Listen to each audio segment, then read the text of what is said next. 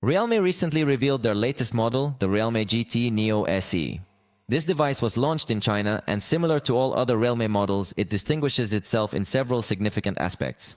The processor is the Snapdragon 7 Plus Gen, a state-of-the-art chip accompanied by up to 16 GB of RAM with up to 512 GB of UFS 4.0 storage, although there are also versions available with 8 and 12 GB of RAM, one edition with 256 GB of storage with different combinations. The display is 6.75 inches in size and utilizes AMOLED technology.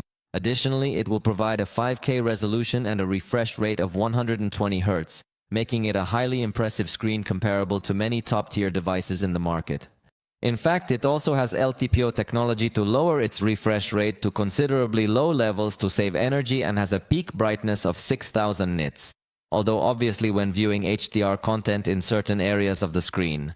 Additionally, this screen is safeguarded with Gorilla Glass Victus, although this is a somewhat peculiar decision because Realme had recently been utilizing their own glass that they haven't assigned any distinctive name to, but we have tested it on numerous models with drops and it has been an exceedingly robust and durable glass that they assert has double reinforcement. So it seemed like Realme wouldn't go for Gorilla Glass protection but would instead go for their own glass. But with this release it's confirmed that in some models we'll see Gorilla Glass, and in other models we'll see Realme's glass, which I feel they need to give a special name to in order to differentiate it more easily.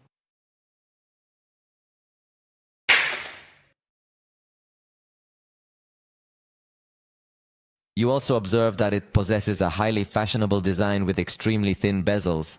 The side bezels have a thickness of 1 and 36 mm, while the bottom bezel has a thickness of 94 mm.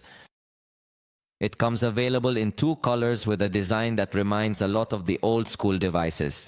On the back cover, although with more pleasant colors, we will find 32 megapixels for the front camera, and on the back we have a main camera of 50 megapixels with a Sony IMX sensor with optical stabilization, and finally the 8 megapixel ultra-wide camera. The 5500 mAh battery supports fairly fast, 100 watt charging, and finally comes with Android 14 and Realme UI 5.0. The price of the basic edition announced for China is 1799 yuan, but remember that prices here are not the same as over there. Definitely, in China the prices are very attractive and very low.